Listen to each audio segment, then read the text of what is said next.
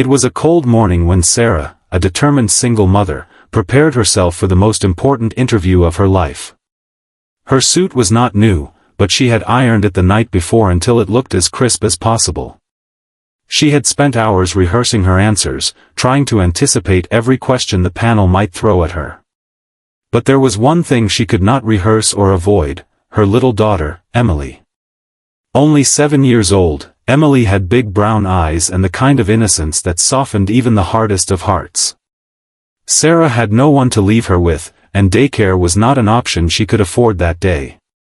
So, with a mixture of courage and fear, she held her daughter's small hand and walked into the towering glass building of Grayson Enterprises.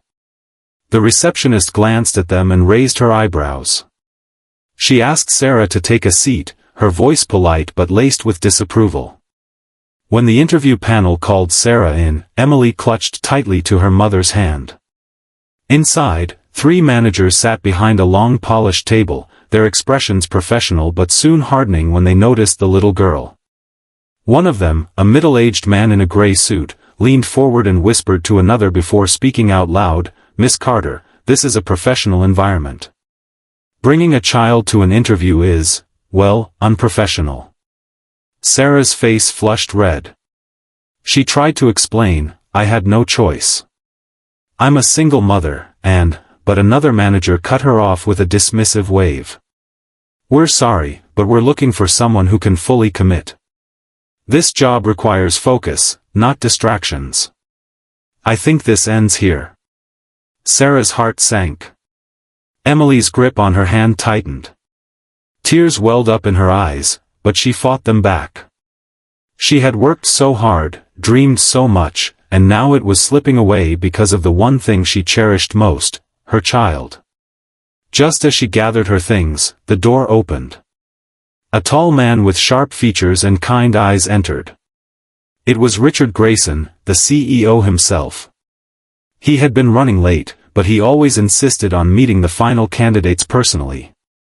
When his eyes landed on Sarah and Emily, something shifted in his expression. "What's going on here?" he asked, his deep voice commanding the room. The managers quickly explained, with subtle annoyance, that the candidate had brought a child along, which they deemed inappropriate. Richard's gaze moved from them to Sarah, then down to little Emily, who shyly peeked from behind her mother's leg. "Is that so?" he said softly, crouching down so he was at eye level with Emily. "And who might you be?" Emily whispered, "I'm Emily. Mommy's here for a job." Richard smiled warmly. "Well, Emily, do you think your mommy would be good at the job?" Emily nodded with all the conviction in her small heart. "She's the best. She works so hard and never gives up, even when things are really hard. She reads me stories at night, and she makes me laugh when I'm sad. If she can do all that, she can do anything." The room went silent. Sarah felt tears prick her eyes again, but this time they weren't from shame, they were from pride. Richard stood and turned to the managers, his voice firm. "If a woman can raise a child on her own, keep a roof over their heads, and still show up here prepared for an interview, then she has more commitment, resilience, and focus than most people I know. If you can't see that, then maybe you shouldn't be sitting on this panel." The managers looked down, embarrassed. Richard then turned back to Sarah. "Miss Carter, I apologize for the way you were treated. Please, let's continue this interview properly." Sarah hesitated, but Richard's encouraging nod gave her the strength she needed. She sat down with Emily beside her, and the CEO himself asked her questions, not just about her experience, but about her life, her challenges, and how she overcame them. Sarah answered with honesty, her voice steady and strong, showing the same determination that had carried her through every obstacle. By the end, Richard leaned back, impressed. "I think we've heard enough," he said with a smile. "Miss Carter, welcome to Grayson Enterprises. You're hired." Sarah gasped, unable to believe it. "Really?" Richard nodded. "Really.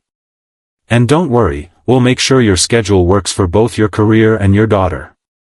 Talent like yours should never be overlooked."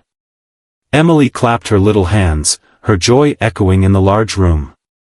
Sarah's eyes brimmed with tears, but this time they flowed freely, tears of relief, gratitude, and a hope she thought she had lost. That day, she walked out of the building not just with a job, but with her dignity restored. She held Emily's hand tighter than ever, whispering, "We did it, baby. We really did it." And Emily, smiling up at her mother, replied, "I told you, Mommy. You can do anything." That was the day Sarah's life changed forever, not just because she was hired, but because someone finally saw her worth, not as a burdened single mother, but as a strong, capable woman who could rise above all odds. And it all happened because one millionaire CEO walked in at the right moment and chose to see the human story that others had ignored. She sat quietly in the corner of her small apartment the night before, carefully pressing her only blazer with an old iron that had lost most of its shine, but she didn't care as long as she looked neat and confident the next morning, because tomorrow was not just another day, it was the day she was hoping her life would change, the day she could secure a better future for her and her daughter Emily. A bright-eyed little girl with an innocent smile that often gave her the strength to keep pushing forward despite all the struggles life had thrown her way. And as Sarah packed her folder of resumes and references, she glanced at Emily who had already fallen asleep on the couch with her schoolbook still open, whispering a promise to herself that she would do everything in her power to make sure her daughter's future was different, brighter, and filled with opportunities she never had. And when the sun finally rose the next morning, Sarah dressed carefully, holding Emily's small hand as they stepped out into the crisp air, each step toward the tall glass building of Grayson Enterprises both heavy with fear and light with hope, because this interview was her chance to finally step out of the endless cycle of rejection and struggle. But as soon as she walked into the grand lobby, heads turned, and not because she was late or unkempt, but because of the little girl beside her, and she could feel the weight of their disapproving stares, the receptionist forcing a polite smile but raising her brows as if silently judging her choice to bring a child to something as serious as a corporate interview. Yet Sarah had no other choice, she couldn't afford childcare that day,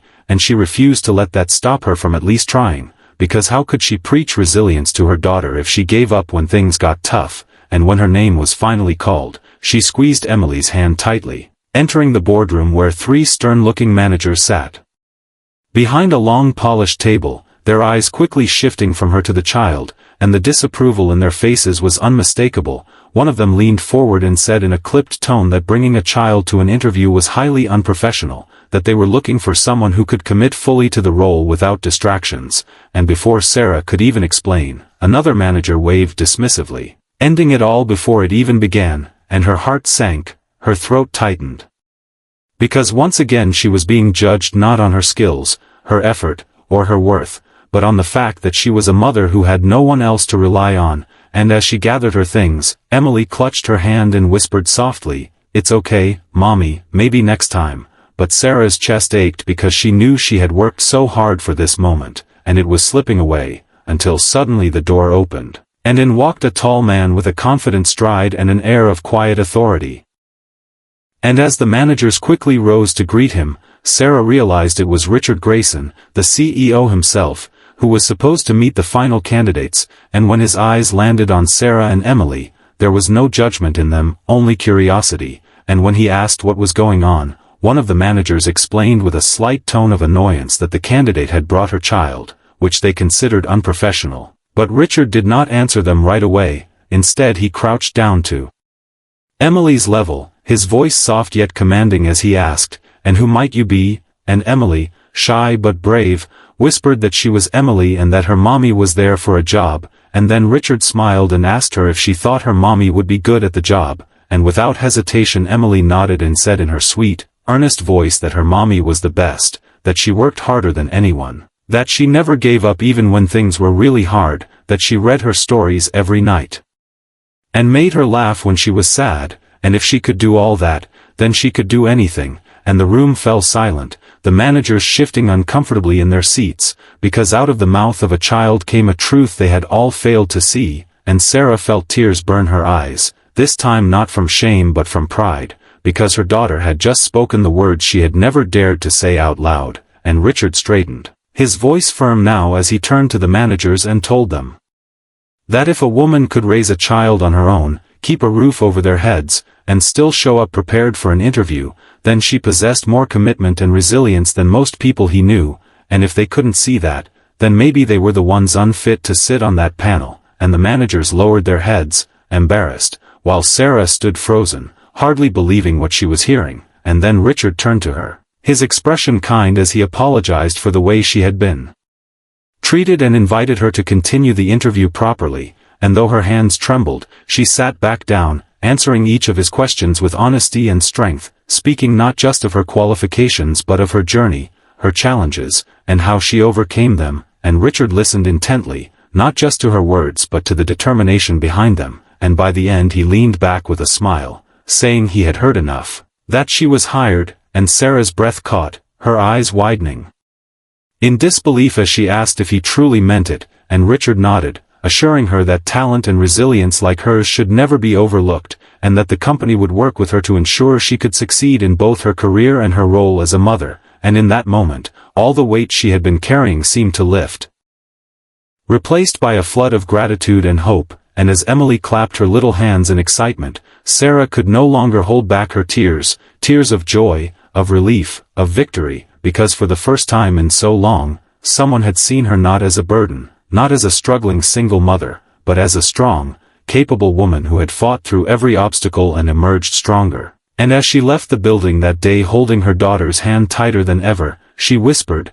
"We did it, baby, we really did it," and Emily, looking up at her with shining eyes, replied with all the certainty in the world, "I told you, Mommy, you can do anything," and that simple sentence sealed the moment, because Sarah knew that this was not just the start of a new job, but the beginning of a new life, a life where her worth was finally recognized, where her daughter could dream bigger, and where she would never again doubt her strength. All because a millionaire CEO chose to look beyond appearances and see the human story that others had dismissed, and in that moment Sarah understood that sometimes all it takes is one person who believes in you to change everything forever.